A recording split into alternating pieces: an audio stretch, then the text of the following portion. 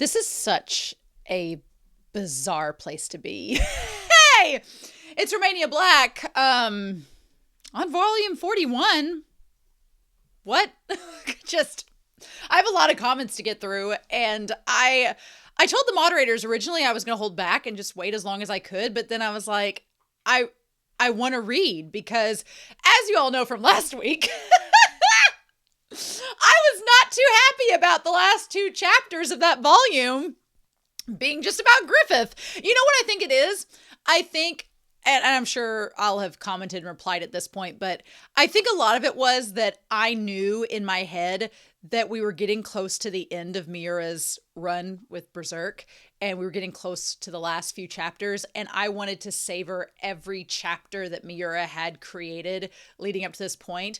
But in my head, I was going, why are you wasting these chapters on Griffith and his stupid ass? Go back to Casca and the others. Give us more answers, MIURA, before you're gone. Like, it felt like sand going through your fingers in the hourglass. And what's crazy is, at the time these chapters came out, none of you all knew, not even MIURA himself, so we think. So it's just wild to me. It's just wild that the way that it's worked. And I realized I was very harsh, and I tried to put a disclaimer there about Sonia at the end. I don't want Sonia to be assaulted, but that's the thing that bothers me so much, is that Griffith, it pissed me off so much last week because he just was like using her, and I'm like, he's done this to Casca before, and Sonia thinks that he'll never hurt her, and I'm like, do you know what he's done to her, to Casca? Do you have any idea? And it's just, I see the writing on the wall that Sonia may eventually find out. I hope it's not too late for her. But then there's like a little kind of like part of me that gets sour, that I'm like, she's gonna find out and she's gonna be spared, but Casca wasn't spared. And I was like, and it just pisses me off all over again. So it's just creating a cycle of me being pissed off at Griffith as one does. But we have a lot of comments to talk about before we dive into this volume. As I'm recording this, there is a poll going on Patreon to see if I look at the guidebook next week or volume 42 next week. By the time you watch this, that poll will have long since passed, and I will have already recorded one way or the other. But at this point, I'm pretty indifferent. I'm letting Patreon decide. So if you've been a patron, then you had a hand in that. But I want to go through and talk about some comments before we dive into this. Definitely, I want to give a shout out to It's Me Alex 3425, as well as Otter Stew. They both had comments on volumes 20 and 34 respectively that were very kind. And after dealing with a lot of unkind comments, getting some very kind perspectives was very welcome.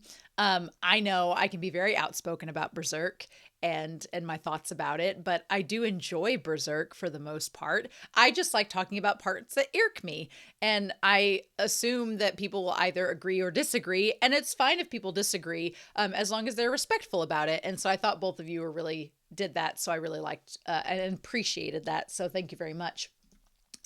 That's mildly adequate. They said in their comment, I think it was for volume 36 or 37, they said that apparently a lot of people don't like Yzma, and I'm like, why? I was like, what has she done? She's literally like her. I don't know if they don't like her paired up with the Cedro, or, I mean, she's got more personality than Ivalira. Or she's got a similar personality to Ivalira in a way. So I'm like, I think she's like she was a breath of fresh air. I was excited to have a new character join the crew, and I thought she was a great character. I don't know why people don't like her, but she's a better character than Sonia. So I'm like, what about that? So I don't know. That kind of blew my mind at the time. Chunky Monkey 69420 or 69420, of course. They said, if you ever play Bloodborne, there's a level in it with almost an identical creepy fishing village, and I think that's really cool. Again, I know a lot of people have said there's lots of games that reference Berserk, and I think that's all very interesting to have it, fleshed out within the zeitgeist of high fantasy. So I thought that was really neat. So if you play Bloodborne, then that's something to keep in mind. I don't. My brother has before, so I'm gonna have to ask him about that. Christian Kansas had a really cool comment about how Isidro, you notice him growing up, and during volumes 36 and 37 and 38, you notice that he's like getting more muscle in his arms. He's starting to grow up. Like he's slowly starting to go through puberty, and it's kind of adorable. And he matures around Yzma and her character, which I think is super cute too. Definitely when we had the flashback with Guts and the flower and all of that, the spring flowers flashback, and then when I went back and looked through the earlier volumes, it is amazing to go back to volume 1 after this and see how much MIURA'S artwork has developed and changed. It's when you're reading it, at a time you don't quite notice it, but then when you go back to the beginning versus now, it's like, oh my God, that's incredible. So I really love the little changes that Christian Kansas points out with Isidro, that he's growing up before our eyes. I thought that was cool. Emperor Gaiseric noted, because they had talked about Void having 6 fingers, and I wondered if that was from the guidebook. They said no. They said that Void having 6 fingers isn't mentioned anywhere. It's just how he's always been drawn. It was most noticeable during the eclipse when he holds up the brand as Griffith is coming to his decision to make the sacrifice. And I was like, oh, okay, so it was just something random that Void has 6 fingers. I'm like, okay, cool. They also talked about, and this is something that's going to be kind of dwelled upon in several of these comments, that the cost of Falconia's paradise is literally the entire world become overrun with monsters, right? The astral world and the worlds colliding. I think, Emperor Gaiseric says, it would be fair to say that most of humanity has or will be completely wiped out by the creatures that flood forth from the astral world, which we've seen back in the chapters with Rickert and Erica, that the monsters are pretty much they've overrun the place and a lot of humans have died because of it.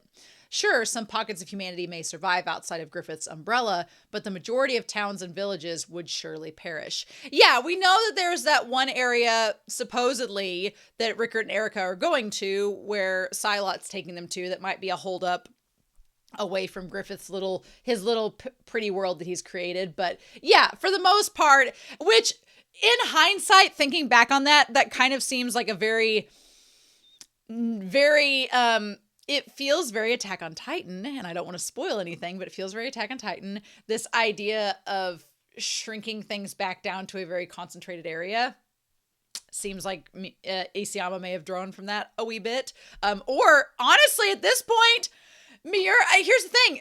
We can't say that Isayama's drawing from Miura. Miura may be drawing from Isayama at this point, because this volume came out around 2021, which is around the time that Isayama was finishing Attack on Titan. So at this point, they're drawing from each other. So it's like, you can't say who's influencing who at this point. But I do think that it is narratively a choice from Miura to narrow things down all into like a few select locations.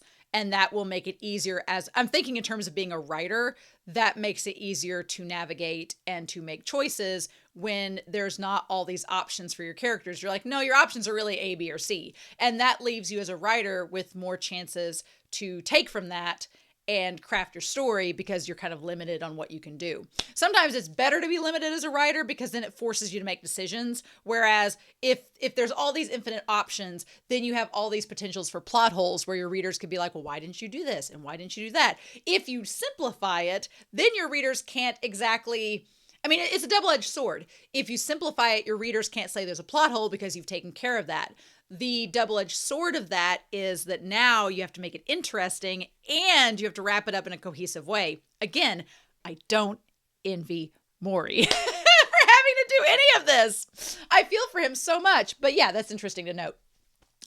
Moomin talks about how the panel that shows the mermaids helping Guts to the surface always reminds me of the many depictions of the Ascension of Christ. Yes, very much so. When it comes to Guts, there have always been very subtle visuals that point to Guts being the complete opposite of Griffith. Guts is Christ-like, and Griffith is, well, the devil.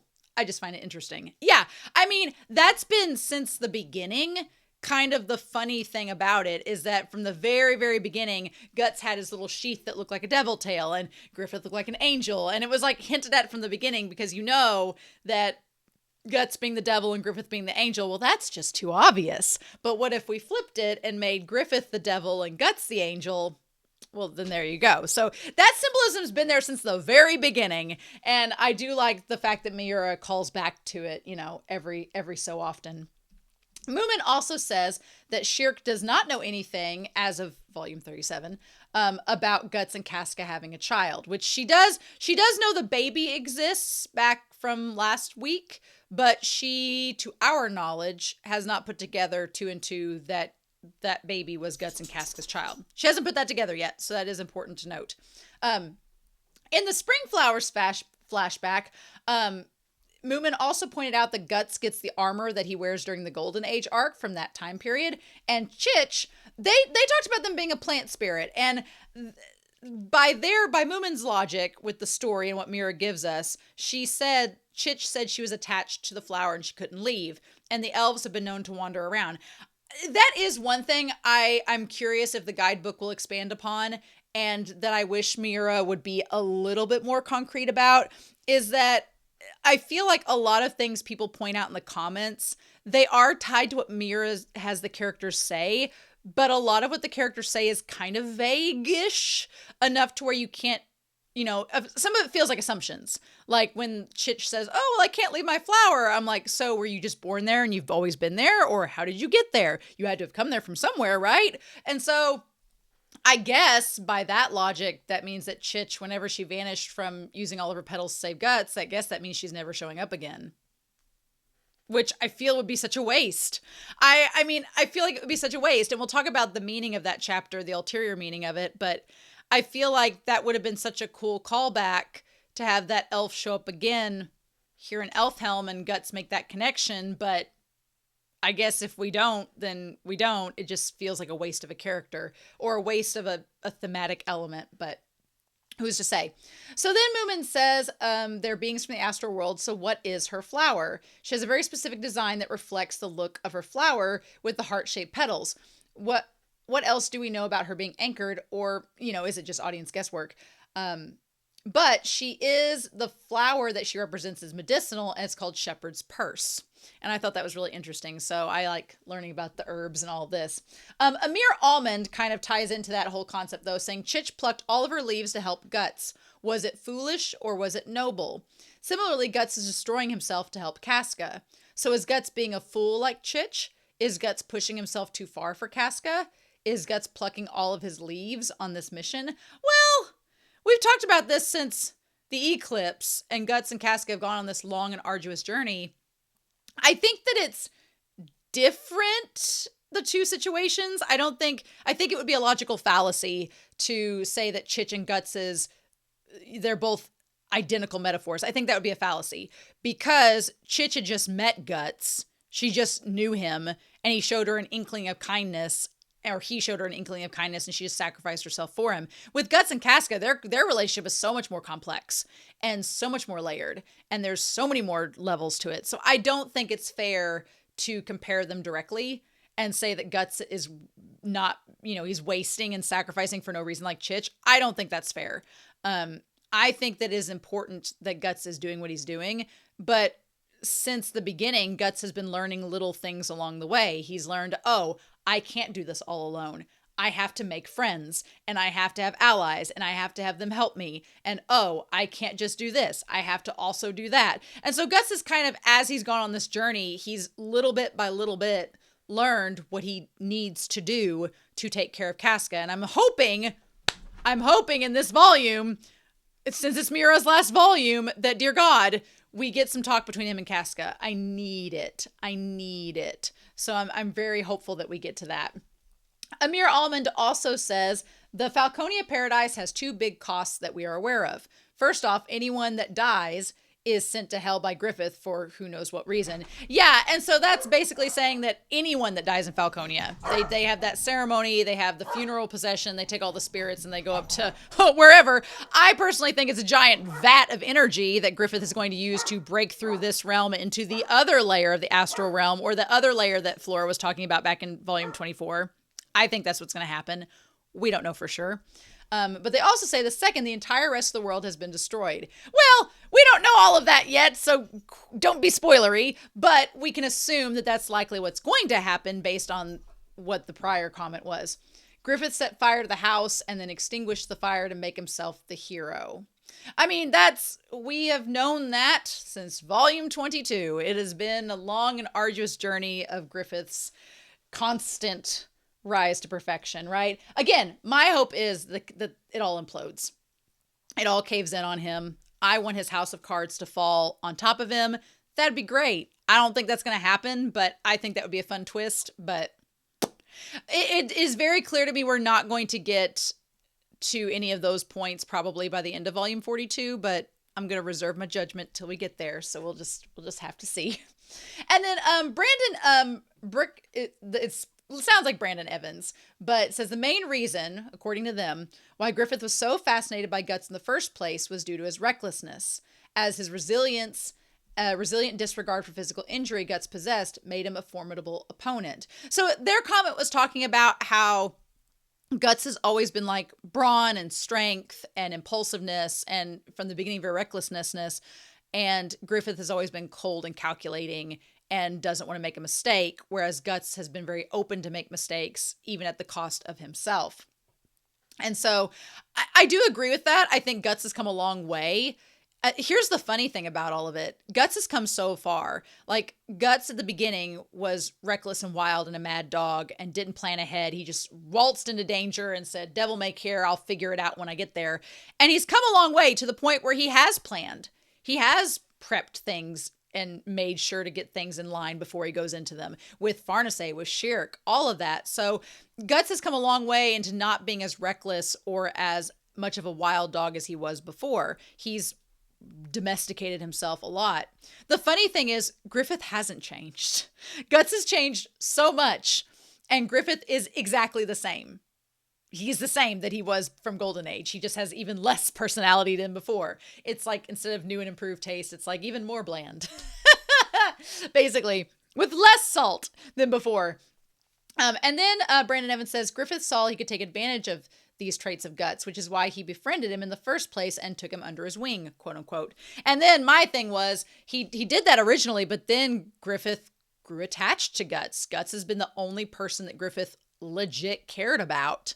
And that's why he made the sacrifice. Because he's like, shit, you're the one person that could throw all this out. I don't know. What if this all just became a BL? I keep waiting for it to happen. I'm like, Miura, you would have done it. I wish you would have. I know all the bros. They're just best friends. I'm like, no. No way, man. Maybe to Guts, but not to Griffith. Anyway, I've talked for nearly 20 minutes already before we start this, but those were all really good comments. I definitely will be taking comments to talk about with the guidebook, with volume 42, and then anything else that stands out when I do my video essay. I'll probably bring those out to it as well. That video essay is going to take forever, but I'm excited for it. I haven't looked at any of the surveys or anything yet because I've been waiting till I get past volume 42 to do that. So we'll just have to see. But yeah, I don't want to stare at this picture of Sonia going tee hee hee any longer because I'm like, girl, it makes me so sick. Anyway, I guess we might as well get started, shouldn't we? We are going to start volume 41, the last volume with Miura of Berserk. And we're going to do that here in 3, 2, 1. This feels weird, but we also have Guts in his Berserker armor. The Berserker armor with like the chin plate there is interesting. I don't know what to make of it. All right, so there's Morta. Morta's on there. She's new. Morta says, an elf helm witch. Her abilities are excellent, but she has an extreme side, as is seen in her casual attitude towards taboos. Unlike her mild-mannered compatriots, Morta has a keen interest in the outside world. Yeah, she's a whore! No, I'm joking. Anyway, and Casca says her mind was restored via a ritual using the Quarter of Dreams, which belongs to Danan, the ruler of Elf Island. Cool beans. Those are the 2 new ones. There's Casca. All right. Guts' party reached their destination of Elf Island, hoping to restore Casca's mind. By way of the ritual use of the Flower Storm Monarch Danan's Corridor of Dreams, Shirk and Farnace dive into a world deep within Casca's psyche and finally awaken her from her long nightmare. Then, when the time for the reunion comes, the sight of Guts makes Casca cry out in repulsion. That's my thing. I'm like, we all knew it was going to be hard, that it was going to take a lot of probably communication between Guts and Casca, but I was like, okay, girl, you got your mind back now. Talk with Guts, please. We've waited so long. Talk to him. Don't run away from him. Please talk to him. But I'm like, okay, cool. So, we're still on Griffith. Okay. Maybe this is the only chapter of Griffith. Maybe it's the only one. And then we can move on with our lives. Of course, caca! There's a bunch of birds flying overhead. All of these corridors, these palaces. This feels very, the table with all of the council there, it feels very Game of Thrones. And then there's Charlotte at the head. Okay. Here is my military report. At least we have dialogue, thank God. Here is my military report. The band of the Hawk's Lancers have nearly exterminated the ogres, the trolls, and the other legendary beasts on the plains west of Falconia. Furthermore, the forest and river regions remain untouched and will likely require constant vigilance. The mines to the north are infested with goblins, which must be dealt with swiftly. Wow! Look at all these characters. There's Foss. There's Farnace's family. There's all of them. There's Laban and Owen, who are side by side, might I add. And all of them. It's a shame that all of their characters will be destroyed.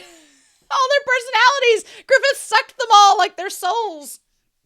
Regarding the Jotnar in the east, previously our biggest threat, I'm sure each of you is already aware. They are wiped out by the new royal army, with our own band of the Hawk at its core. And Charlotte's like, yay, huzzah. Griffith also looks like he has no interest in Charlotte whatsoever. That was their biggest threat, and it took them one chapter. I'm like, cool, great. Established that Griffith is so almighty. Oh my God. And they're like, magnificent. This means the recovery of our domain has finally begun. The victory is no more than the first act in the arduous struggle to come. I'm just like, so we'll talk about this. Griffith became a demon who has these godly powers, and then he wanted to become king, but he's not become king yet. He hasn't been married to Charlotte yet, so he just keeps holding out because he's like, God damn it, I don't want to be married to her. And then what? So I guess we're going to find out maybe. Also, I feel like MIURA'S style of drawing, like, Casca and Griffith has changed a little bit. Like, Owen and Laban and them and Foss, they all look the same. But Griffith looks less... He looks more doughy-eyed. He looks more... effeminate, maybe, is the word I'm looking for. But he looks different. He doesn't look like he used to in previous volumes, which is interesting to me. Please understand the recovery of our domain and the reclamation of human living space are one and the same. Well, certainly none of us object. Why would they? Their other option is be killed by demons. On to the next pending item. Head of the Castle Guard and Military Police, Sir Owen. Wow. If you would report on the status of capital security. The citizens of the Old Wyndham Rewards Program, the first settlers, established neighborhoods based largely on their trade guilds from the old capital, where peace and quiet are the norm. Meanwhile, in the neighborhoods of immigrants from various other regions, wages for many are low and crime is notably on the rise. So we're having some struggles already within paradise. I thought this was a utopia. Mm-hmm. In addition to public disorder becoming more apparent in the temporary refugee district, there are many heretical sects even among the Holy See's adherents. If neglected, these tensions could erupt. We can't afford a heretic conflict within the capital during these troubled times. At this point, even the Kushan are far more reliable. With so many people from different backgrounds suddenly gathered in one place, of course there will be friction. But seeing the Hawk, Sir Griffith, like that, even if they could even see the soul ascension, a ceremony for themselves, they should realize the slight differences in the interpretation of doctrine are insignificant. Oh, so they're like, if everybody could see Griffith's magical hands in his soul ceremony, then surely they'll realize these conflicts are so meaningless. Certainly, we cannot deny said rituals help alleviate the people's discontent. Truly, seeing is believing. Ha ha ha. But we cannot afford to continue neglecting the decline of the city's public order. Are there any immediate countermeasures besides increasing military police presence? It'll mean adding to the military's burden once again, but what choice is there? The particulars can wait. Next, We have a relief measure for orphans by the state. A proposal to establish an orphanage. What's this? Aww. Charlotte's like, I want to establish an orphanage, bitch. Your Royal Highness, we, your subjects, all respect your benevolence when it comes to the children. It's most fitting for the future mother of our kingdom. But, as your humble servant and treasurer, I must say the government does not currently have such funds. Have such funds! That is hilarious to me. Because they all were talking chapters back about being like, man, when you look at these demons outside trying to kill us all, these wars that we were fighting just seem so insignificant. And now they're worried about money again. Like, you just got to this paradise where I thought there was plenty of food for everyone and plenty of things for everyone. But already we don't have the funds for an orphanage. What bullshit. Due to our recent war with the Kushan, our domestic economy fell into a depression. Your worlds merged. Your astral world merged with yours. I think that the economy can wait.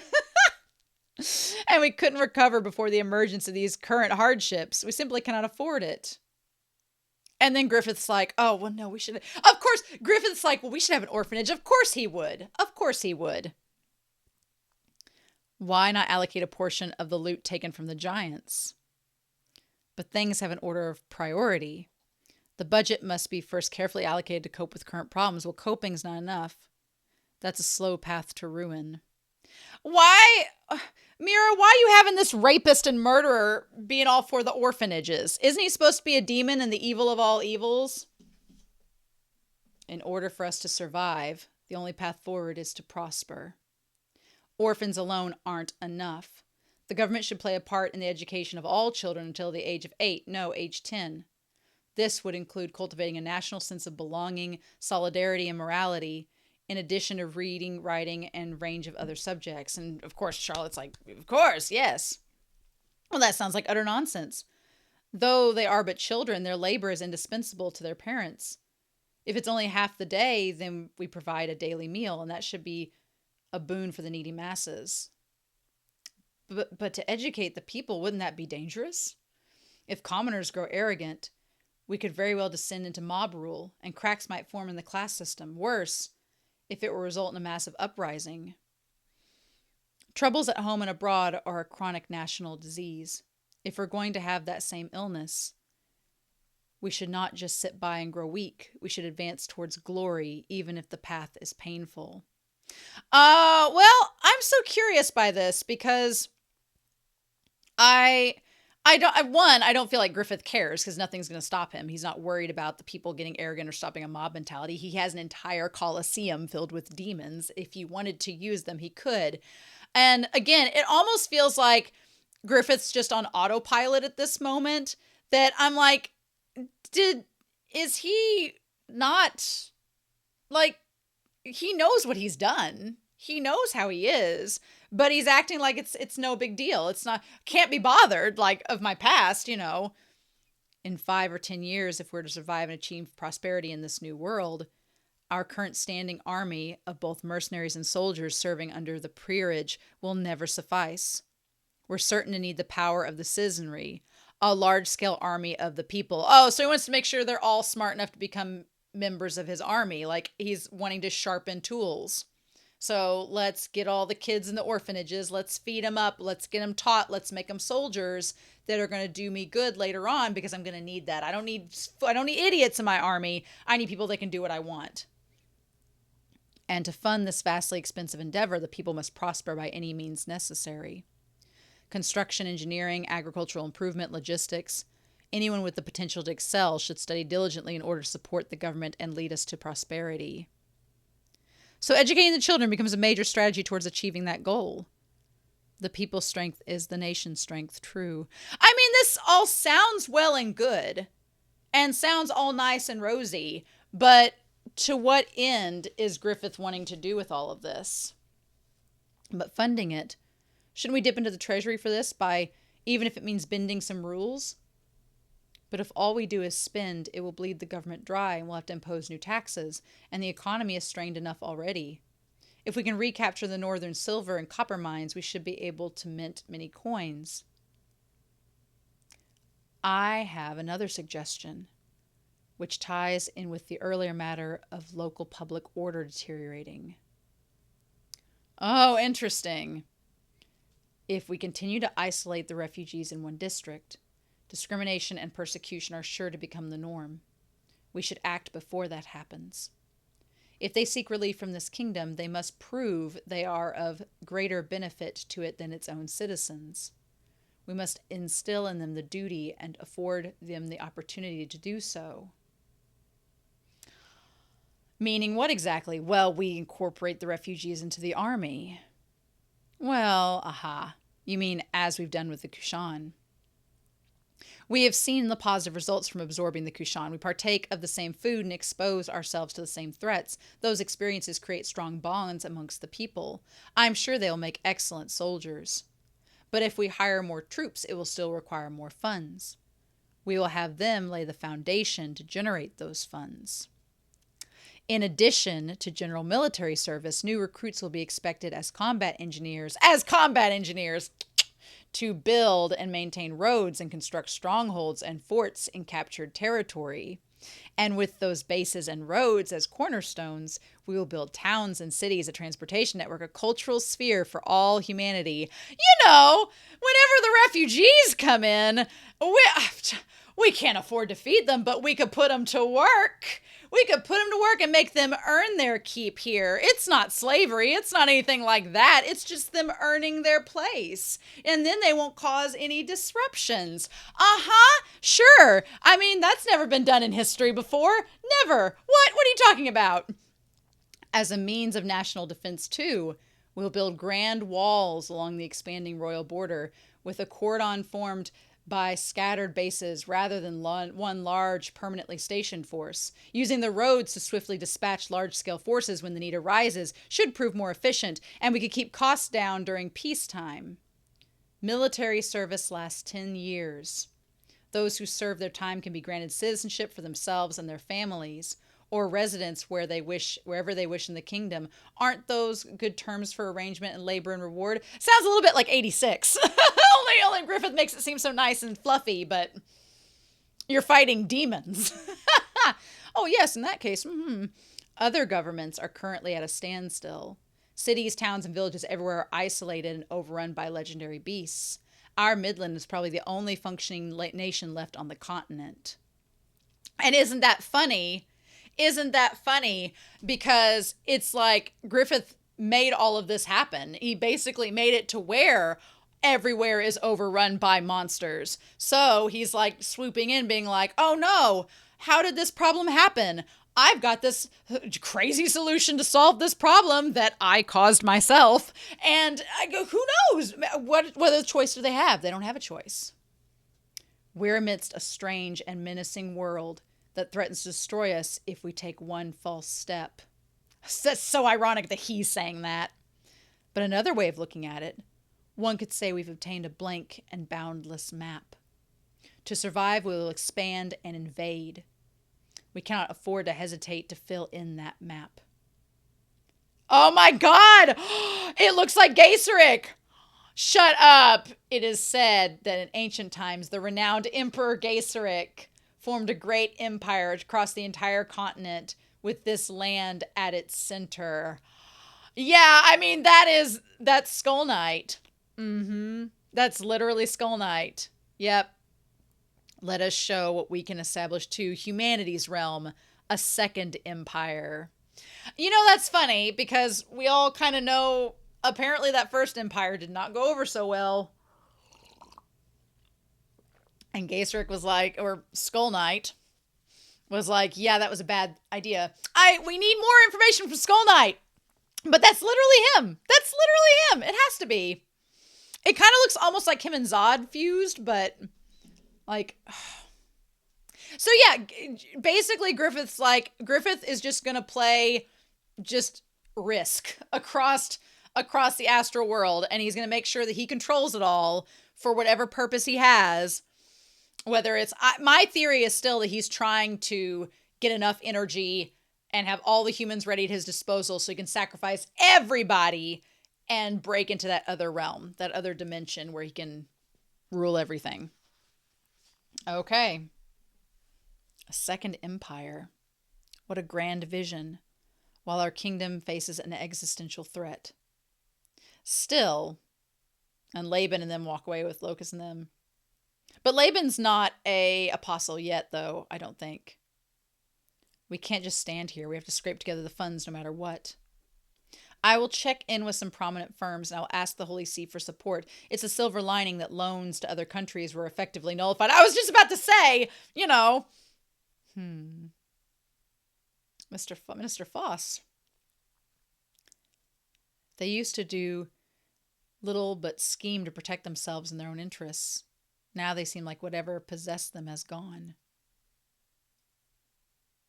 Well, in that context, I myself used to be their ringleader of sorts. Yes, sir. A vision. Sir, to lead a nation and its people, one must have a sublime vision. All of us are entranced by that man's dazzling vision. I mean, it's all by his design. He just basically, I guess to me, I'm not impressed with Griffith as much as I think some other readers are, because I'm like, he just has OP cheat codes. He used cheat codes to make everybody have the same dream, and he used just some stuff as disposal. I guess I'm more impressed by a villain that claws his way up. Like, Griffith was impressive during Golden Age because he clawed his way to the top. He used his prowess, he used his intellect, he used manipulation, and it wasn't like it was human. And it felt like you felt him clawing his way up and how difficult it was and the struggles he went through to get there. And even if you didn't like him, it was still impressive. But after he becomes Femto, he's like, he has godlike powers. What a horrible struggle you had to go through to get all these people brainwashed. Oh no. Like, oh, you did an entire dream that everyone saw and connected them all together. Oh no. You know, it's just not impressive to me. Once he comes back and he's this OP being, that doesn't impress me at all. I'm just like, well, of course you did. Like, okay, what of it? I think it's more impressive that Rickert smacked the bejesus out of him being this little mortal human, and you ain't got nothing to do about it. So whatevs. Oh, come here. I swiped some dried meat from the kitchen. I like that Mule's always watching over Sonia. Well, the council's in it. Oh, hey, Lord Griffith. Oh, and there's Charlotte. Ha! I do like Sonia's face matching the bird's. The bird's face is really well drawn.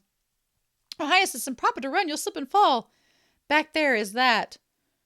I felt like I was intruding with my idea. No, it was a very worthwhile suggestion.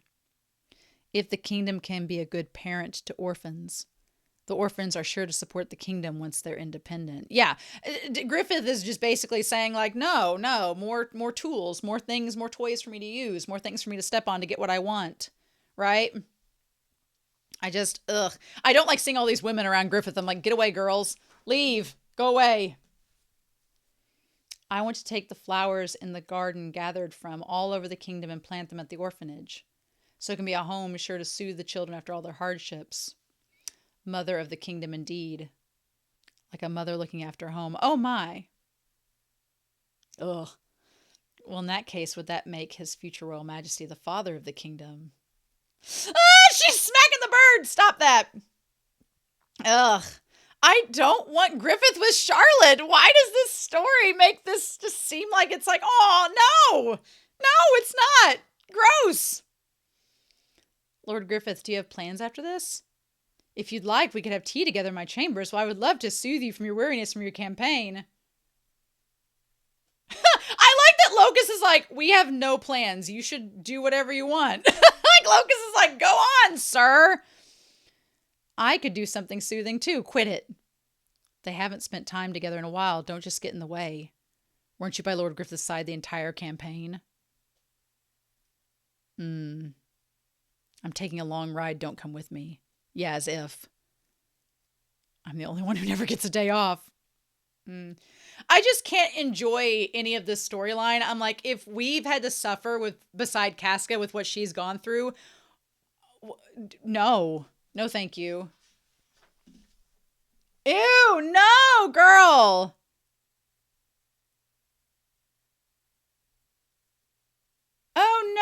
no! Uh,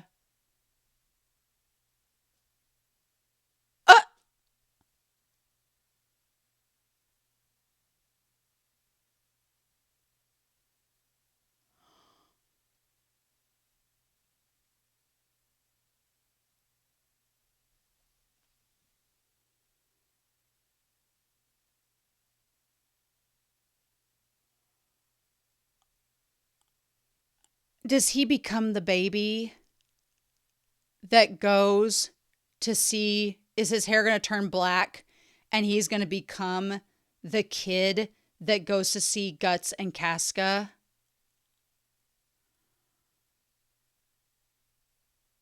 Is that what it is?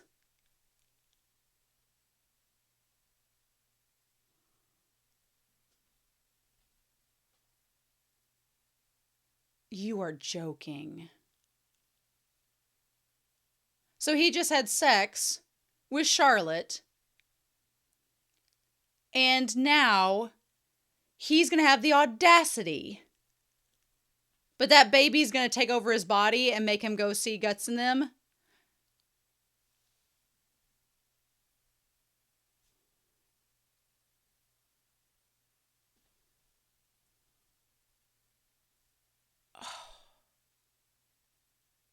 I don't know how I feel about this.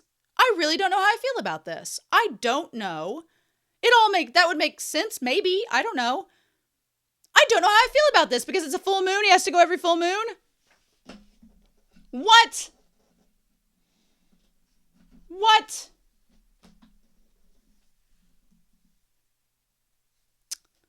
Barrier. Oh, cut her hair off. So did we solve all of this? Did we solve all of this off screen? Oh, thank you, Your Majesty, for doing this personally. Oh, don't you mind? I'm doing this because I enjoy it. It's fun to do a lady's hair this way, all lovely. It's a nice break from the usual housework, too. And you can call me Danan. The dress suited you quite well, so it's a bit of a shame. But I prepared some forest sentinel clothes that are easy to move in as you wish, and a sword. Yeah, that dress was really pretty, but it was not Casca style. There we go. That feels more right for her. Yes, it does. Well, where's Guts? Oh, don't stare like that. It's embarrassing. You look like a lady pirate. Cool. Yeah, but it's a total change. Look at Cedro's guns. The Casca we knew was like a bratty handful of a baby. I remember the days when to rescue you. It takes me back. I feel like distinct pack now. About 20 years, in fact. I had to play tag with heretics and Farney's bunch. Sorry about all that. It's faint, but I remember. You really took good care of me back then, Isidro and Puck. Oh, cut it out. It's ancient history. Where's Guts? Those girls who took me in at the Holy Ground, I wonder if they're still okay. I'd like to thank them if I ever see them again. I'm sure you might see Nina again, because we haven't seen her pop up in all this. I'm not sure how to apologize for that whole affair. It's not like that. If I hadn't reeled her in with my daredevil dive, Casca would have been burnt to a crisp. Refer back to volume 21. So patronizing. That's wild, Cedro. I had no idea. My stomach is still churning at the idea that Griffith has been with them this whole time. Oh, my stomach is sick. I'm grateful especially to you, Miss Farnesay. Oh, just Farnesay's fine. Whenever I clung to you, I always felt a sense of relief. The way I did with my mother and sisters when I was a child. I think during the journey, you were both really like a mother and older sister to me. Oh, how could I have been? I'm the one who's incapable. Oh, don't be like that. How touching. Is it worth crying over? She's not used to praise. You there, don't spoil this. It is a little weird because last volume, Casca was like, she made the reference that she was just floating in space and that she really couldn't see anything. It was all distant to her. But now she's like, oh, well, actually, when I clung to you, I was actually feeling, I'm like, which is it, Miura? Was it a distant dream and she could barely be there, or was she just not able to communicate? Like, he's a little wishy-washy on this part. He's not as concrete as he could be, and I think he just didn't know what to do with her character. So he just had that happen. I was simply doing my part It was practically Farnesay who did all the looking after, taking good care of you. It was a whole lot of hard work during while protecting an unworthy student and a big baby. So you were seriously a sword fighter, Casca, and a woman at that. How's your skills? She's like, well, let's see. I think they're pretty rusty and the sword feels a tad heavy. What? Where is Guts? Where is he? Y'all, where's Guts? I have just the right training partner stored away. Come on out. Oh, that's kind of cool. I like the Norse designs. That's really neat. I like that. The axe that has a dragon top. Where's Guts? Why are y'all teasing us where Guts is? Did she run him off? What is happening? These are armor and weapons I swiped from visitors to the island long ago. What were they called? Oh, Vikings. Vikings. And I magicked them into golems. Yeah, they look like the Vikings. I feel very Vinland Saga. I heard them are pirates. The armor looks old. Is it antique? Oh, look at Puck. Vikings got no style. So this is what becomes of legendary sea warriors. I like that Serpico's like, oh God, all of our stuff's going to end up here. Well, thank you for everything, Lady Danan. Their insides are filled with straw, so you can cut them or stab them. Their weapons have been enchanted not to injure or kill. Then I'll take you up on your kind offer. Good luck, and don't hold back. It feels so good to see Casca, like, battling again, but where's Guts? Where he be? If he can't be with her, I'm gonna be pissed. I'm glad she still got it, girl. Nice. Yay. Oh, I love it. She's good. Yeah. And there's Azon and Magnifico and Roderick. But where's Guts in all this? It's going to drive me nuts. I'm sure it drove you all nuts being like, where is he? Why are we not getting closure? Why are we going back? Why are we going forward and not going back? How skilled. Oh, is she that strong? Yeah, she's the real thing. Her skills are better than mine. I feel like Roderick's like, oh shit, she's actually really good. And Isidro. Mm-hmm. Oh, old habits die hard. My body reacted automatically. Oh, I love seeing Casca back in action. Like, thank God we've waited long enough. Oh, yeah. Where was Shirk? Oh, hey, be my training partner. Guts is strong, but he's so huge it makes it hard to picture an opponent with a normal-sized body. It'd be no problem with you. Good it is to learn from other styles sometimes. Well, that's fine by me. Learn to bow your head and have learned to bow your head, have you, Padawan? Oh, thanks, big sis. Big sis Casca. Oh, but with wooden swords, it's because my accuracy's down. I guess it's my fate to be big sis. Where's Guts? Let's go to our training as well. Yes, let's. Serpico stay and assist Casca with her training. Serpico's like, she's a mage, huh? What is this? Why is he hiding behind a tree? What is this bullshit? What is this? Are you sure you won't speak to her? Well, not yet. If she's doing well with the rest of you, that'll do for... No, we've waited this long. Why are you not talking to her? What is this bullshit? She seems clearly fine. From here, the problem is her own. Will she face him, or will she wait for time and affinity to heal her? Well, Bill, we waited all this time! No matter how deep the wounds, Casca can now at least decide for herself. And she has both of you to thank. Well, yes, but I'll go tell her after all, Farnesay. I wonder if she's burdened herself unnecessarily in the corridor of dreams.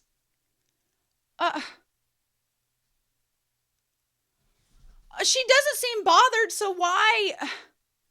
Mira, we have waited so long in this manga, and you're not going to have them talk now that her mind is back? The fuck? It was me who put your heart in when you were afraid. I said I was sure you'd see him as I watched you go.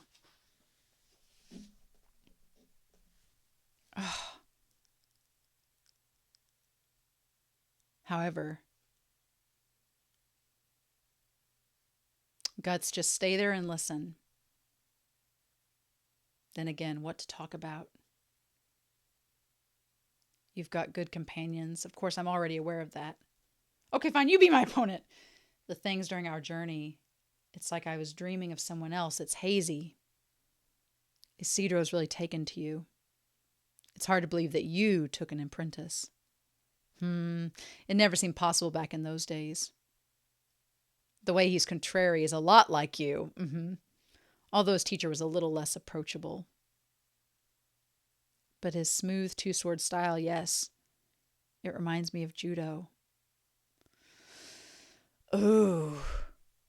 Ooh. Oh, and there's that little bit of femto. Oh, shit. And of course she's going to keep being reminded of judo and then all of that. Oh, shit. Yeah. And it all goes back. Oh, my God. Oh, my God, of course.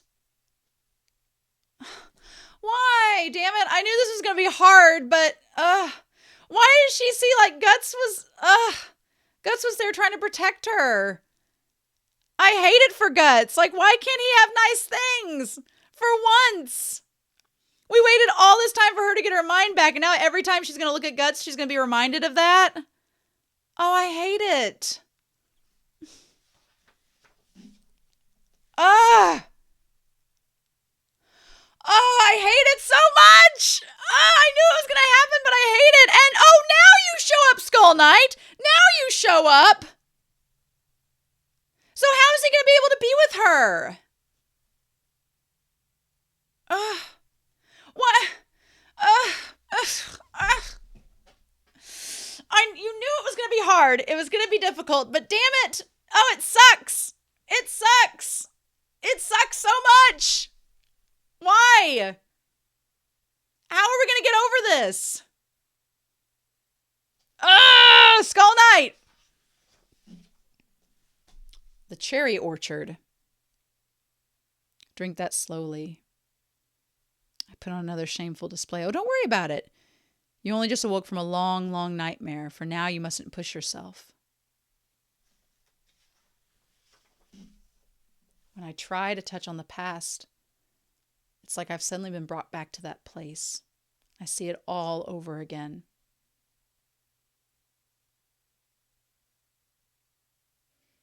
His face, his voice. I can't handle it. A terrifying shadow gets in the way. I just made her sleep. You two go train. I'll keep an eye on her. I know you're concerned, but all we can do right now is burn some incense and let her sleep peacefully. You have a task at hand, don't you?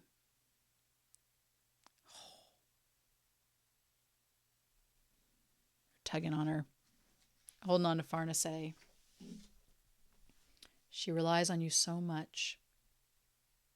Like a security blanket? Never. I'm no such thing.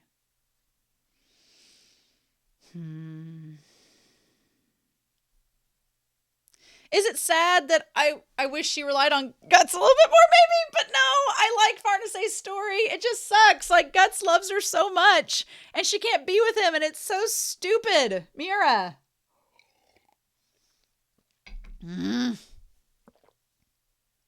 Ah, yes. For your rich mage life that's about to begin. Here, although it's one of my old things. Oh! Oh, Farnesay in her little mage outfit. That's so cute.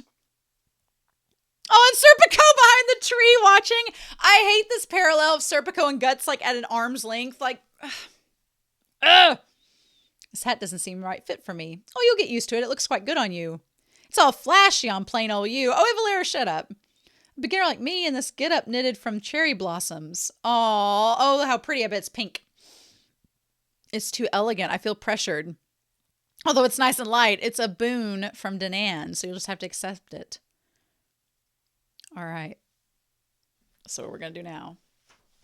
I just want Guts and Casca to talk it out and be able to communicate. Mira, why won't you let us have that?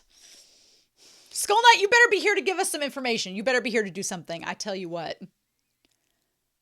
I want to know your true abilities. Such as, how much have you learned of spells and rituals? Oh, true abilities, you say? It hasn't been long since I started learning magic. You want me to show you spells? You don't have to keep taking off your hat. I only know the formation of the four. Will it demonstrate it? I feel like Farnesay actually will be a lot ahead of the game because I think she's stronger than she gives herself credit for. Your formation of the four really did protect everyone, and I'll vouch for it. Oh. Not knowing about magic circles, she's a novice and she's got no wand. And becoming a mage as an adult in the first place, that's a problem with folks from outside the island. Do you think she can do the formation of the four? No way. It'll just glow dimly at most. Of course, no. And then she's amazing, right? Uh-huh.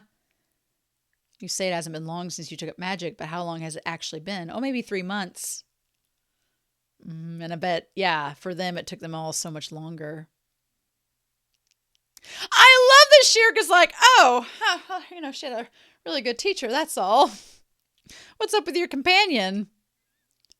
Oh my God, she had an amazing, outstanding mistress. Oh, I love Serpico's like, oh, I'm glad she's fitting in. Like, Oh, and there's Morta. Had me nervous. Now on to Shirk. Can I ask you to cast some spell? Yes, sir. Summon a monster spirit. Oh, I'll call a spirit of darkness from the tree hollow. Aren't dark spirits dangerous? Okay. Oh. A nameless shadow, a hollow blackness. Grant the gambling girl's request in exchange for a bounty of the land. Oh no! Oh no! And it's just going around with that staff. Tremble with fear! She's pretty good. Morta, of course, is going to be like, you two show me how to find the outside world. Oh. Summoning a spirit without even using a magic circle. Yeah, these girls, they're a little bit on the up and up, I made sure to have a corresponding link with my subconscious. Magic circles simply help guide you in that. She's got combat experience. When we faced danger on our journey, there was no time to engrave detailed icons or runes, so I made do using this method. As for spells, I had to borrow the power of whatever spirits were concealed in that place, so perhaps I've developed a knack for locating them. Danger is unavoidable with powerful spirits, but we've been rescued by them many times. I also once borrowed the power of a spirit of darkness, but that little spirit is no dangerous being. It seems it always watched with envy from that hollow as you've trained here. A shut-in, huh? It'd be happy if you offered it an apple or something, or maybe played tag with it. Blindfolded tag. Yeah, it's interesting because here on the island, since they've had no real sources of danger, they've not been able to cultivate in times of panic or pressure like Shirk and Farnesay have, which is probably what Morta is going to comment on. Oh ho, nicely done. It looks like you visitors will prove to be a good motivation for this village's inhabitants who are so accustomed to peace. Exactly. Everyone learn well from this approach to magic that's been put to the test in the outside world. Yes, sir. Now I must offer you something in return. Let me see. In that case, Great Guru, I have a request. Oh, such as? Would you mind teaching me healing magic, especially ways to heal the mind? Okay, all right. A caregiver witch, that's so you. It's safe to say the making of medicines is the original duty of mages. And when it comes to healing the mind, I know just the person. Yeah, Danan. When it comes to that, I'll lend a helping hand. And we'll work together for Casca's sake, too. Yep, and help me with cleaning sometimes. Add maid to the list. Yeah, okay, I'm all for Farnesay becoming one of the people that helps heal Casca. I'm all for that. That is perfectly fine to me. I can take that. That seems great. Yes. All right. Now then, Shirk, would you be interested in communing not only with native nature spirits, but the daemons of a deeper domain? Oh, daemons? Aren't you usually taught that when you become a full-fledged mage guru? Daemons. You should accept, Shirk. Not all daemons are astral world beings. Some were once living humans, heroes, and even some who are magic users. Interesting. So is that kind of like a Skull Knight scenario where they were humans or magic users and then they became these astral beings, kind of like the Skull Knight? Interesting. Speaking of which, my old friend who aided you in your shared dream is one of them. Oh, so this would let her commune with Flora and possibly be able to communicate with Flora and have her help. Well, of course she's going to say yes to that. All right. Morta, what you got planned? Meanwhile, on the edge of a cliff, there's Guts training and venting out his frustration. All right. Yeah! Yeah! Come on, Skull Knight. Shit. What am I supposed to do? What you see at the end of the journey, it isn't necessarily just a beautiful sight. All right, Skull Knight. Now look, you have goaded us for how many years now? Miura, you gonna give us something on him, especially now that this is all going down? I feel so bad for Guts. Like, we knew this was gonna happen. I knew it was gonna be painful, but it still is really painful, and it really sucks. And you knew it was gonna take time, but I at least hoped they could have talked a little bit, but no. I do like this shot of Skull Knight and Guts, though. It's really well done. The ravine. Okay. These two are here, so what now? Oh, they look so good there.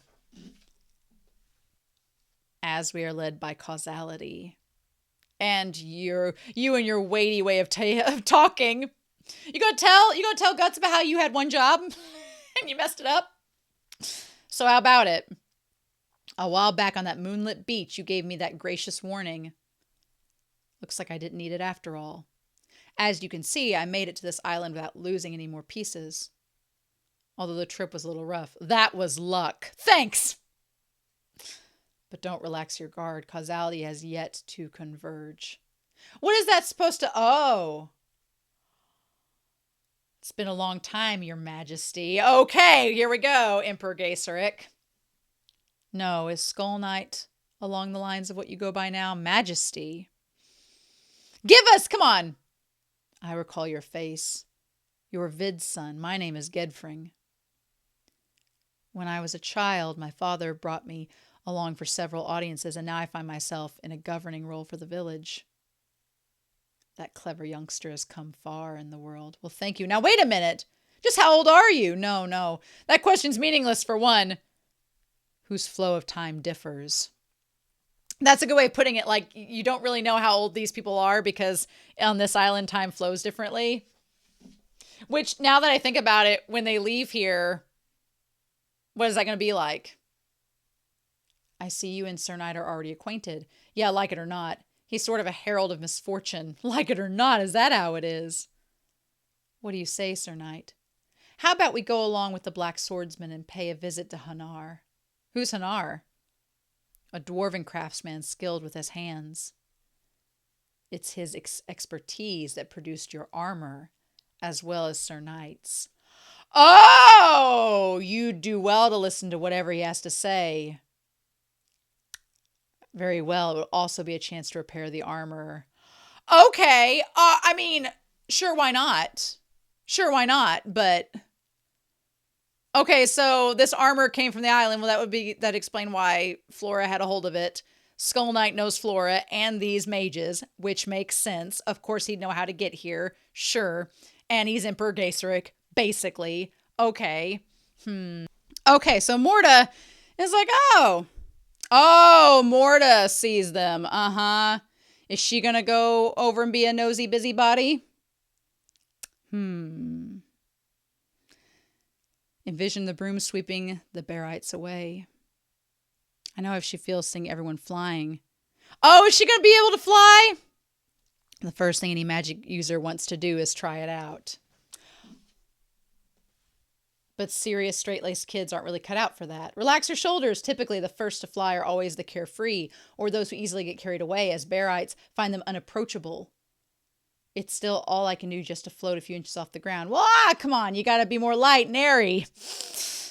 You're like a flower petal in the wind. Empty your mind. Take it easy. Not serious. Not careful. Oh, well, Morta just sticking her broomstick right along, huh? Uh-huh. Well, of course, Morta would be able to fly easy because she seems pretty, like, carefree. Kidnapper! Keep your eyes open. I can't. Aw, poor Shirk. You've flown as a luminous body, haven't you? What are you scared of now? Look. It's not the same thing. If I fall, we'll wind up dead. This feels very Kiki's Delivery Service, and I'm kind of all about it. The wind feels nice. This is gorgeous. The way Miura draws Morta and Shirk here is really, really pretty. This looks beautiful. Flying on the wind has its own appeal. After all, it's halfway like a dream when you're a luminous body. So time for you to see what it can really feel like in full. Oh, wow. And all the little beings looking at them. Oh, I really like this. This is beautifully done. This whole thing is illustrated so pretty. I love it. I love their expressions on that one page. It's great. Miura draws Morta very pretty. Like she has kind of like not a gothic vibe to her, but I love the way like she has a very expressive face. Not to brag, when it comes to broom handling, I'm the best on the island. Whenever those pedantic old men bore me to sleep with their lectures, I tear away like this. You give off a different vibe than the rest of the island's mages, Morta. A bit roguish, more or less. Everybody holding hands and getting along isn't my cup of tea. But look at that. That's guts, and also... She reminds me of Vanessa, like when Ursula becomes a human in The Little Mermaid. Her human form is called Vanessa. She looks like Vanessa. Where does that ravine lead? I'm going to roll credits. Where the island's strays hang out. No matter how blubbly and florid the island's queen is, there are some who don't vibe with that. They prefer semi-darkness to sunspots. Like that spirit you summoned earlier. Incidentally, my mistress is among them. That's why your companion's going with old Master Gedfring. Why are they going to a place like that? And there's that knight I've never seen. Doesn't it make you wonder? Let's go take a look. That's more like it. Yeah, I like the poor Shirk's little feet dangling off the edge there. Of course they're going to go check it out. Ooh. Oh, wow. I love this. Looks like a reference to Lord of the Rings, right? Like the one with it looks like Gollum with the fish hanging out of his mouth. It looks like a reference to Smeagol. It's different from Elphelm up above. If anything, it's more like Cleofoth. This is what attacked us, the Wicker Men. It is kind of like Cleofoth. Yeah, we talked about that. They say long ago, when this land was attacked by a large nation on the continent, captured enemy soldiers were sacrificed, and these were sent into battle. I suppose it was a disaster for you guys. But look, down here, they're just giant rotten scarecrows. You've got to break out the old tools now and then. Weren't magic users originally so feared as witches and sorcerers that people hesitated to even speak to them? Compared to that village is like a playground, as provincial as can be. Have you so much energy it's chomping at the bit? One of my companions is that way. Yeah, Cedro. Wrong. I'm not at all bratty like that. She's like, don't compare me to him. Oh. Mistress. Oh, wow. Her mistress is like the opposite of Flora. She's like a true traditional witch. You haven't come by at all lately. The island's had some visitors. I welcomed them. Ha! So that's why you took that Wicker Man out without permission. How vexing. Oh, sorry. Get too angry and you'll have another dizzy spell. My Mistress Granny Vole. She's an expert with curses and necromancy. Oh! And the islanders call her Old Lady Volvaba. She's a textbook example of an old witch with a bad reputation. Who are you calling old? I'm the apprentice of Flora of the Spirit Tree Forest, and I came to this island a few days ago. My name is Shirk. Sorry to greet you from on high. Oh, you're Flora's, are you? Oh, you're acquainted with my mistress? Did you happen to see old Master Gedfring and two knights? They were headed towards the Forest of Stone just now. Ugh, the Forest of Stone, where the dwarves are. I like that she's instantly not interested anymore. She's like, oh, them? Ugh. Can't you help out with the magic right now and then? Later if I feel like it. Pardon us. Sorry to bother you, mistress. That no good apprentice. Maybe I'll curse her with a tail or something. How vexing. I get nervous she's so intimidating. Well, that's because of her look. She's actually pretty funny. But this is the first time I've ever seen her accompanied by someone. Still, these visitors are connected to Flora of all people. And then there's Skull Knight. That means the old man's dreamy nonsense is finally coming to pass. Interesting. What dreamy nonsense? What we doing? Wow, the stone is like a forest. That's so cool, like all the stalactites and everything. From here we walk. It's too thick with the barites in here. Flying gets totally exhausting. Dwarven dwellings are cramped and dark, and the dwarves are unreasonable and stubborn. Well, this'll tire me out anyway, since I don't usually use my legs. There they are. Sorry to bother you, Hanar. What does a mage want? Here in the bowels of the earth. I thought of Godot too. He does look a lot like Godot. Yes. I haven't seen that face in forever. The king, eh? Yes. Looks like you're still not resting in peace. That's my craftsmanship for you. Oh my God. Thanks to you, I'm in good health, friend. Good health, huh? Says you inside a coffin. Oh my God. Give us more. Give us more. And then, I never thought I'd see this again. And both at the same time to boot. Hanar, as its creator, could you give the youngster a lecture on what it means to don this black armor? That ain't my style. But youngin', from the look of things, you've been using that a heck of a lot. Yeah, I've sidestepped many deaths many times thanks to this, and you have my thanks. Oh, no need for that at all. You're its owner now, however. Using it ain't necessarily the same as mastering it. In fact, that thing's liable to possess its owner for the sake of consuming him. Let's see. Might as well give it a go. Oh my God!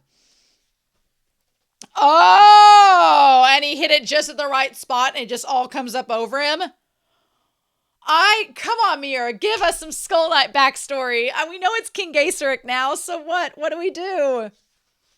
All right, and that's from, okay. Well, Death Vision.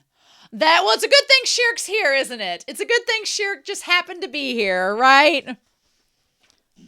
Oh, Guts, what is that? Pipe down. Oh. I like that we don't get Skull Knight's reaction, but his face looks constantly in a state of surprise. Great Guru, Shirk Morta, didn't take you long to skip my class! What is this? What'd you do to Guts? Are they going to torture him? I figured I'd give him a look at the bloody memories dyed into this armor. At how this thing consumed the life of its former owner. Which is Gaiseric, yes. Oh my God.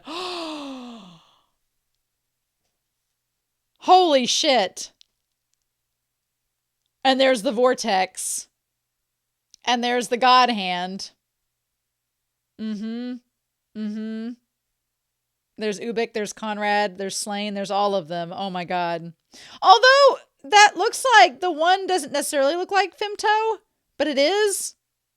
Okay. Maybe, perhaps. Oh, that's insane. Oh my God. Oh, well, there they all are, yeah. Or is it a different crew?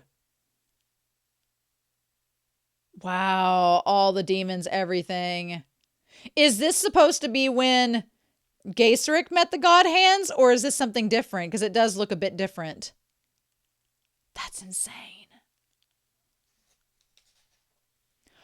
Oh, wow. It is a different God Hand, but Void's still there. Oh my God. It is a different God Hand. Shit.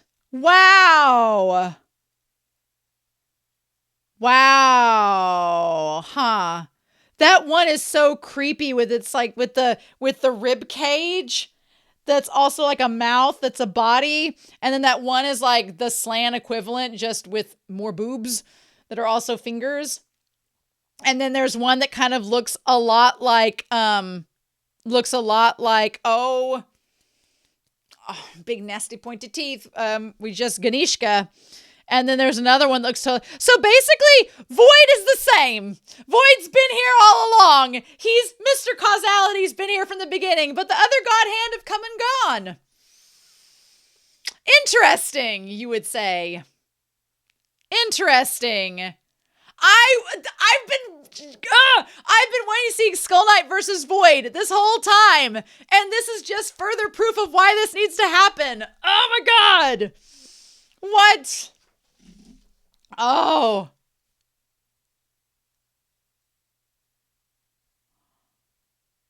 He attuned the memories.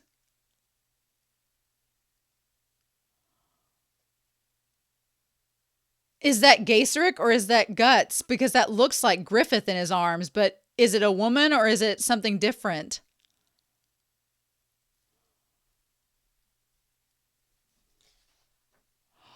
Oh, and she has the brand on her shoulder. Wow. Oh, wait. But there's like a moon and the fairy there.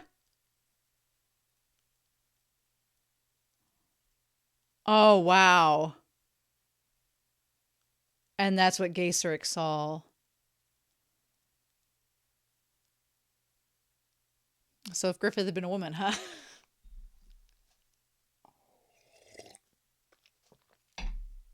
Wow, okay. But, oh.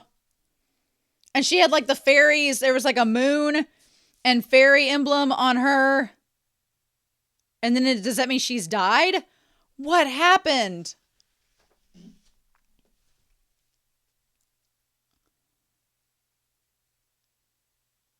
Is it about time? Oh.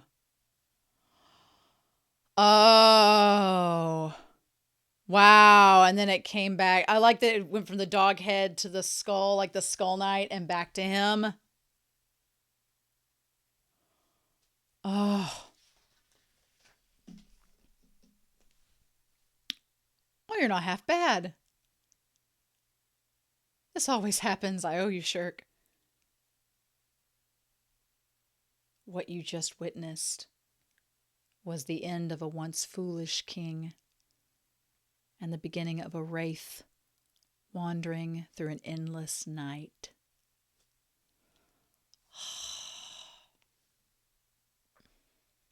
So, we could assume that he took the armor to try and stop the God Hand and save the woman he loved, and it did not work.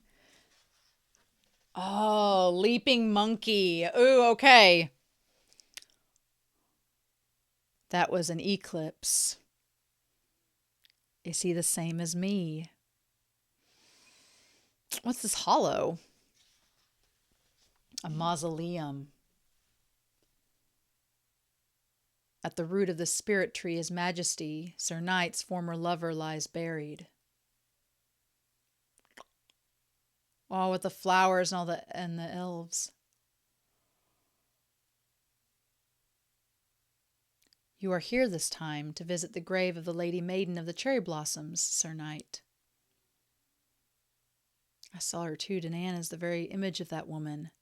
She is! She looks a lot like her, yeah. Interesting.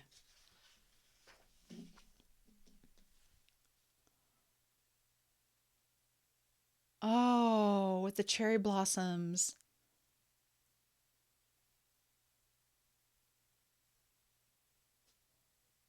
I am a harbinger of calamity, a ruin of love and hate, forever bound for one place.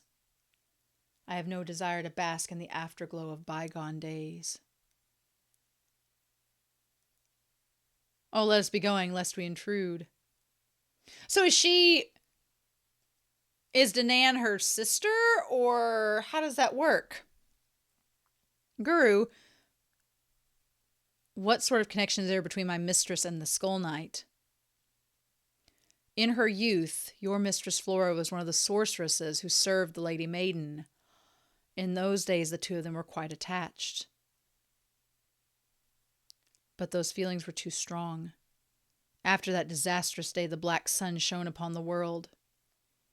My friend Flora violated a taboo, and she was banished from the village and left the island. A taboo. Go her! Morta's like, good for her. So I'm so interested in, like, the Skull Knight's connection with Danan and Danan's connection with the maiden. And so Flora, what did she do? I want to know.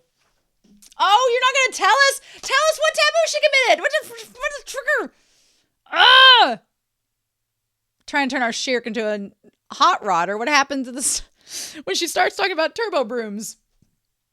You gotta do something about this monkey Isidro. And I'll be back by dinner time. It's not if Isidro's up to something. Oh no. I call it the witch pumpkin bundle. Behold my skills. You finally decided to show up, Shirk. Oh my god, no. Isidro, someone put him in his place.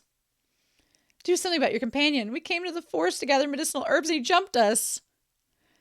Just getting even for for the beating you gave me. I'm a man who doesn't forget disgrace. I repay twofold violence to men and humiliation to women. After that long training journey, my crash course on this island, I finally come up with a new killer technique. Now I'm going to test it out on you. I want to go back and learn more about Skull Knight and Danan. It's because you really put me through the ringer. Fall into the dark side you have. You'll dance for me just like them, all silly and clumsy. We won't give in to a savage like you. Join forces against him. Oh my god. Why is he throwing Puck's siblings at them? Oh my god. But why? He's like a beast. Super three-dimensional attack. Oh my god. All of Puck's siblings. Oh my god, look at Puck looking like, oh my god. So Puck's siblings look like the stormtroopers. There's one that looks like Jar Jar Binks. No, Miura, don't bring Jar Jar into this. No, Sidious is hilarious, but don't bring Jar Jar into it, please. He's too suited for the Force. We can control him. You monkey, foe of women, sex fiend. Don't just stand there watching. Boys, help out. Oh, I mean, come on, boys. Morta, you need to help too. And she's just like, no. Go back. I want to go back to Guts and them. I want to know more, Miura. This is great and all, but the only one left is you, Shirk. I'm going to get to watch you scream and bawl. Oh my god, what are these facial expressions? Yes, what a delightfully vulgar face. Oh my god, I don't know how to feel about seeing Jar Jar. And this was published in like 2020. Why is Jar Jar here? Stop. Of course, what you'll be exposed in that kitty pumpkin underwear. What? My Padawan is a masterclass punk. Oh my god. I'll brook no further wrongdoing. She'll scare you so bad you'll never even think of defying her again. You're a riot. Oh my god. I thought that Isidro had matured. I thought that Yzma had helped him mature into a nice young man, and now he's just back to staring at Morta's boobs again. Quit being a pervert, Isidro. No. Oh my god. Make it stop. Oh, there's a giant frog. Oh, there's Yzma. Oh my god. That's literally the frog thing that fought them back at the village. Yes, a Kelpie. She's like, we just became friends. She's like, I was swimming. It's normal. Don't eat him. That's a friend. Oh my god. Oh, you employed a Kelpie. That's really incredible, Yzma. Like I said, we're friends. And now we're the best of pals. Oh my god, and they're just gonna smack Isidro with their staffs. Love it. You made so many witch friends, Shirk. Well, you know. Aw. I love the fact of Shirk making all these friends. Like, Shirk would not have had these friends otherwise. This is a paradise for us magic users. Sunshine at the end of our journey, where they accept me the way I am. March. But in that case, why did my mistress leave this island? What taboo did she violate? It will be great to know. Ugh. Guts just standing there in his ennui. There's that full moon, though. And that tree, the tree limbs look like the tree branches from the spirit tree. You and Sir Knight seem to be very well acquainted. Well, it ain't like that. I do owe him a few. But he's a bad luck skeleton who pops up wherever I'm headed and spouts off some kind of prophet. He is not of this world. His state of mind differs from that of people. Only deep love and hate and endless fury are pushing him onward. Perhaps the reason he pays any attention to it all is that he sees in you a reminder of how he once was. Yeah, because it seems like if it's just his spirit stuck in this suit of armor that's pursuing on, and he's just like the last vestiges of hate and fury and love, the love for his lover and the fury at the God hand and all that, then that's the only thing driving his spirit onward. While I appreciate the advice, tenacity is my strong suit. I can't tell whether he's dead or alive. He has no right to criticize me. All the more reason to discern at the verge of death whether your fury will breathe life into you or consume you like hellfire. That window. So basically he's saying, like, are you going to end up becoming like him and being this corpse that's just keeps going like a ghost because of your emotions, or is it going to destroy you? Oh my God. Discern, verge of death, that's all dandy. But on this breezy island, I've got nothing to do but take naps and swing this around. Oh my God.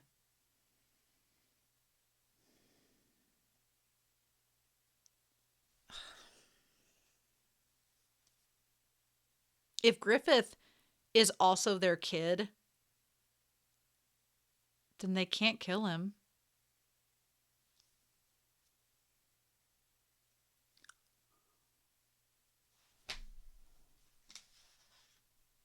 Uh-huh.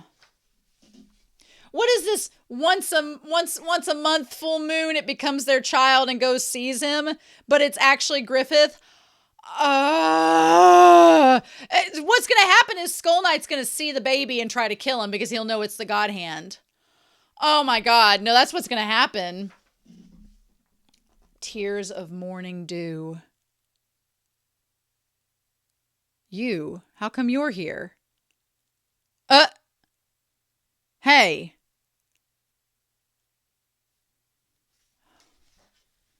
Guts, we were just about to... Oh, yeah.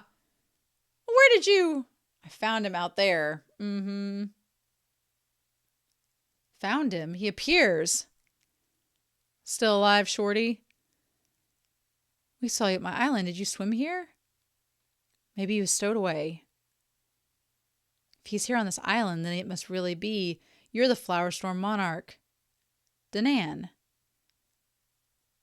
You took on that form and showed us... No, I don't think that's right at all. No. Yeah, no, I don't think that's it at all. Nope. Yeah, no, there's Danan. Oh, who is this? He isn't from this island. You got it wrong. It's okay, Shirk. Oh, yeah, you're pretty smug. Uh-oh. Oh my God. Oh no, this is so messed up. This is so messed up. This is so messed up. No. But it's Griffith too. What? It's their kid. The boy who shows up on nights with a full moon. He'd appear on such nights and disappear come morning. He sticks to Casca like glue. I was convinced the elf ruler that you did this to... Oh my God. I mean, it could be that the baby makes Griffith become him once a month to go see them, but this is so messed up. I was informed regarding your journey, but that was by way of your teacher Flora's dream oracles by my mistress. I also heard about the events during the full moon, so this boy is one. It's no wonder you had the wrong idea. That boy is no mere child of man. The awe of innocence surrounding him is very similar to that of elves. The fact that he was able to reach this island, well, that's proof of no ill intent. He arrived here because the island's affinity guided him. Uh-huh. Oh my gosh. I mean, he looks super cute there, but... We've been accepted. Your bond with this child led him here. He has a strong tie, especially with Casca. Oh my God, yeah, he even has the same face as he's eating. And him. Mm-hmm.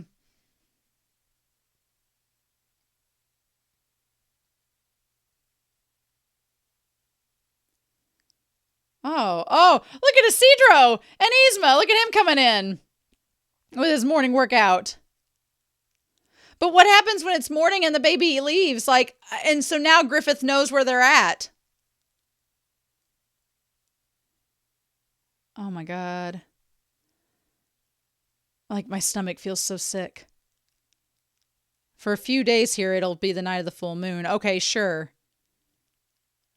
This is so messed up. Okay.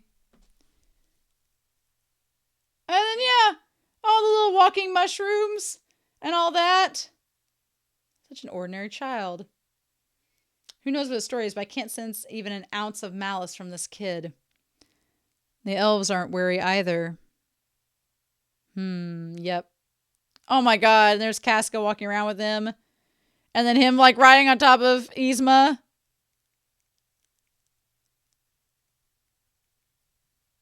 Oh my gosh. Look at Isidro, like, naked over there, like, getting his clothes dried. And then him taking off with the clothes. Those two fit so well together, like a mother and child, of course. It'll help heal the wounds in her heart. We seem like a family, but... Yeah, they all seem like a family, but Guts is being left out. Like, they're leaving out Guts from all of this. Like, it sucks. It sucks so much. Oh. Oh my God, the kid inside the armor. I still can't manage without this. Oh, and I'm walking off with it. Oh my God. You think you're a knight? Ho ho. What is it with you anyway? Oh my God. I don't know how to feel, because a part of me is like, a part of me has wanted the kid to be with Guts and Casca this whole time, and for them to find out that it's their kid. But what are they going to do when they find out that their kid has to turn back into Griffith after every full moon? What do we do with that? What do we do with that?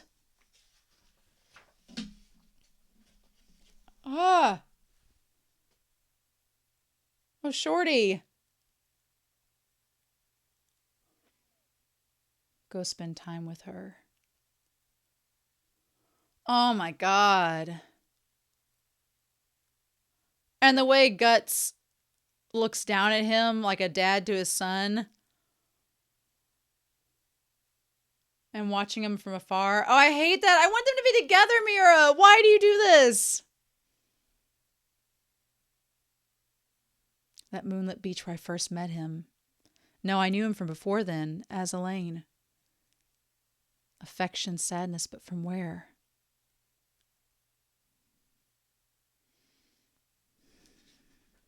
Oh my God, yeah. The baby. It's the baby, yep.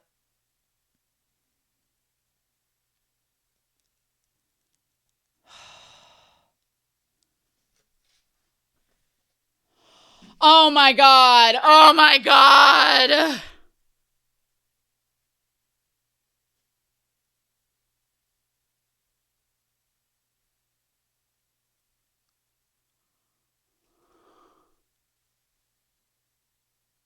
I was dreaming. On nights of the full moon, I'd become a small child and find myself embraced by nostalgic warmth.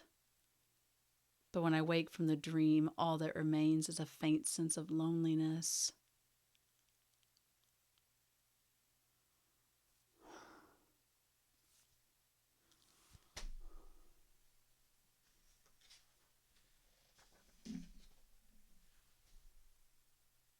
And that too soon fades away, along with a single tear like morning dew.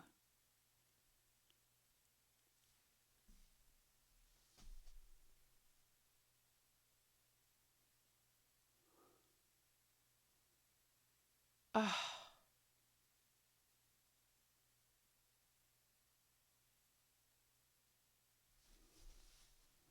And that was the last chapter.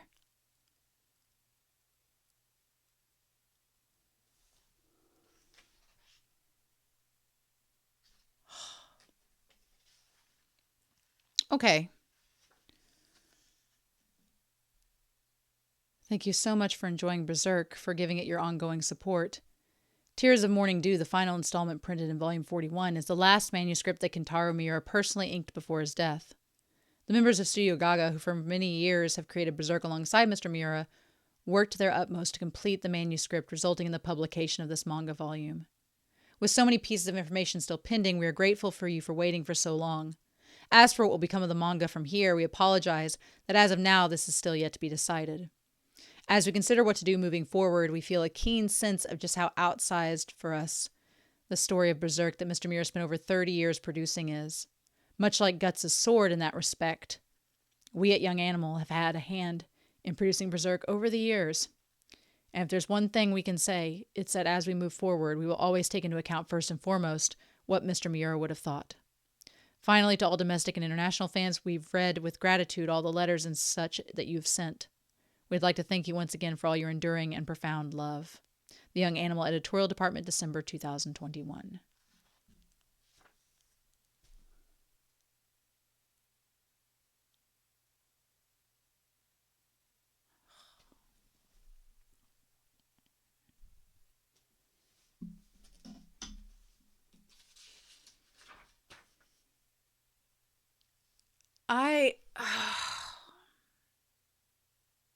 I feel I need to process it.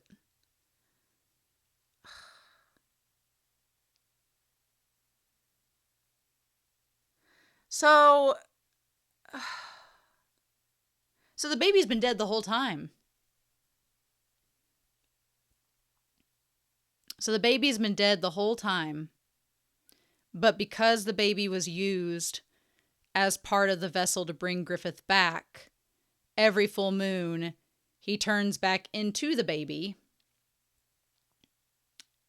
and goes to find, and the part of him that's like the baby, the part that's still the spirit that's still clinging to him,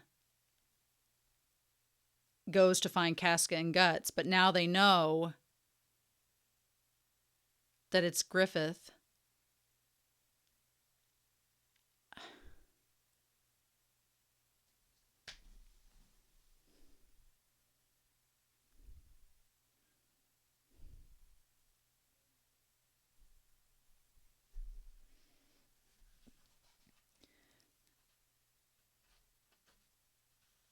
I don't know how to feel about any of this, honestly.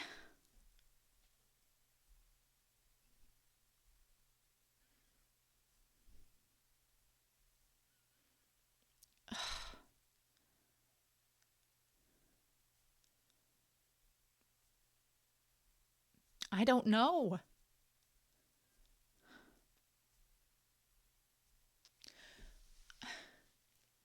I don't know what Miura wants us to do with it, because on the one hand, it's like their baby will never be alive like that. Even if it comes back whenever, it's still going to become Griffith again. And he's the source of all of this. He's this ultimate evil. And again, now Griffith's there with them. Now he's there with them. Oh, thank God Mori did volume 42, because I'm like, oh my God.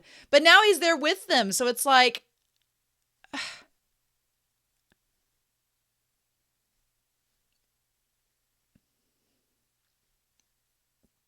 I don't want Griffith to have a redemption story. I don't think he deserves it. He's not had to suffer or anything. And this is so heartbreaking, because it's like the one thing that could bring Casca and Guts back together is the thing that caused them to fall apart in the first place. And the whole thing about the baby not having any malice or ill intent when it's the baby's presence, but it's still Griffith who is this awful person. I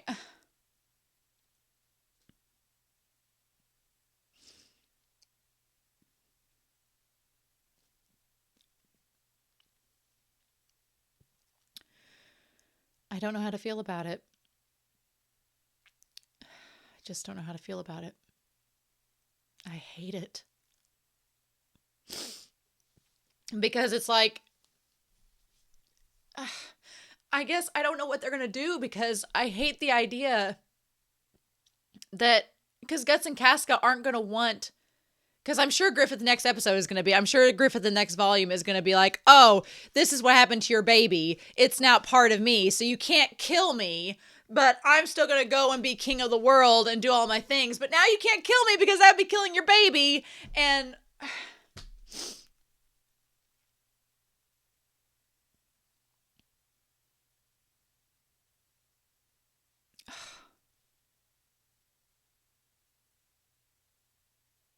oh, damn.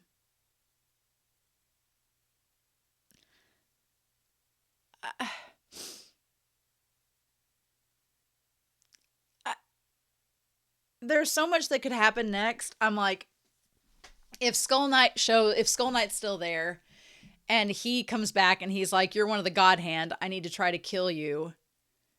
And Guts and Casca are like, no, you can't kill him. Our kid's in there. And Skull Knight's like, your kid's dead. It's just his lingering presence that's causing him. Or maybe it's not. And then what do we do with it? But I'm like, I don't want Casca and Guts to sing Kumbaya and be friends with Griffith again after everything he did.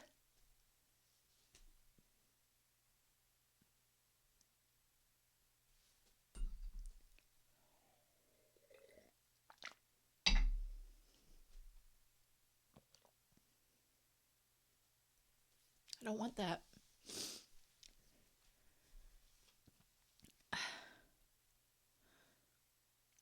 And then what if Griffith takes Casca with him? What if Griffith is like, what if he kidnaps Casca and is like, she's going to come back with me to heal in my utopia? Like, what if he does that and then Guts is left all alone? And then what?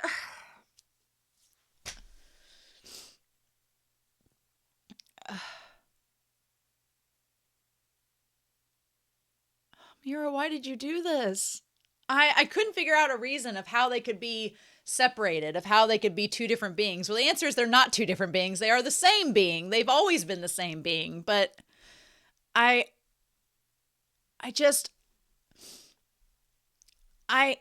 not.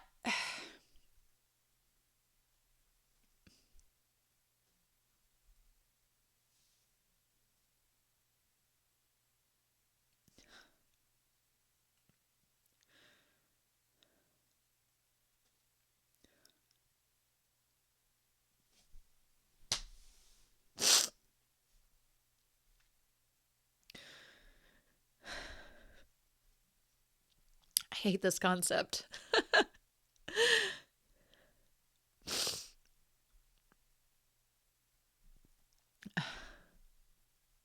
I hate the idea that they have to deal with Griffith right now.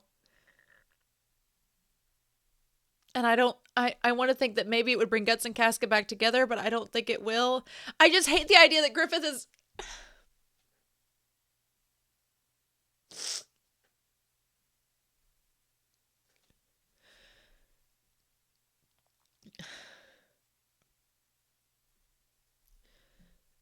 It's like this one character's done so much that's been so evil, and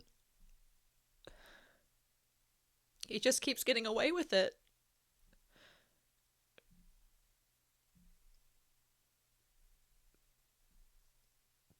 Ugh.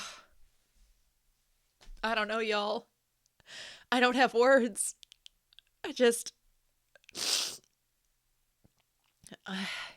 I don't know if I'm looking at volume 42. I almost want to look at volume 42 and then the guidebook, but I'm going to let Patreon decide that. So next week you'll all find out what Patreon voted for. But oh my God. I wanted them to somehow be two separate beings so that Guts and Casca could have their child. And it wouldn't be tied again to Griffith. Because it's like everything. Griffith has ruined everything. And then he has the audacity to be like, I was dreaming. I dream I become the small child and get embraced by nostalgia. And then when I wake up, there's just a faint sense of loneliness. But that fades away and with a single tear. And I'm like, I don't know what we're supposed to feel for Griffith, because like He is not worthy of anything. But he gets everything. And I hate it.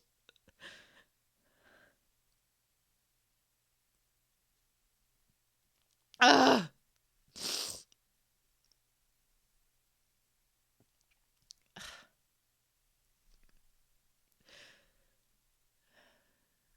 We waited so long to get to this point, and not only are Guts and Casca not talking, they're not getting along, they've not reconciled. But now this is just gonna make it worse.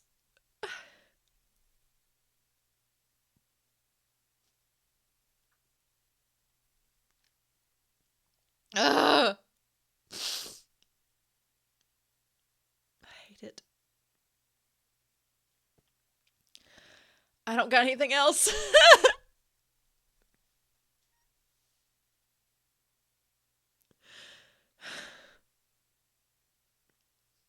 Well, I'm gonna go dry my face and wait to see what y'all say, but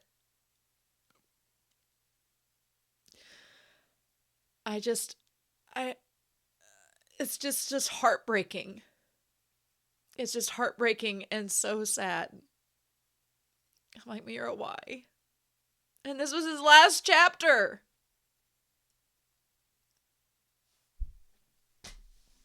Anyway.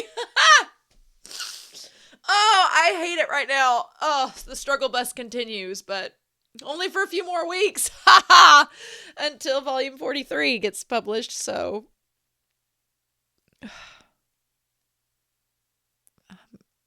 be interested to hear your thoughts down below. So I hope y'all have a wonderful week. Please stay safe, take care, and yeah, shit. I'll be back real soon with more Berserk.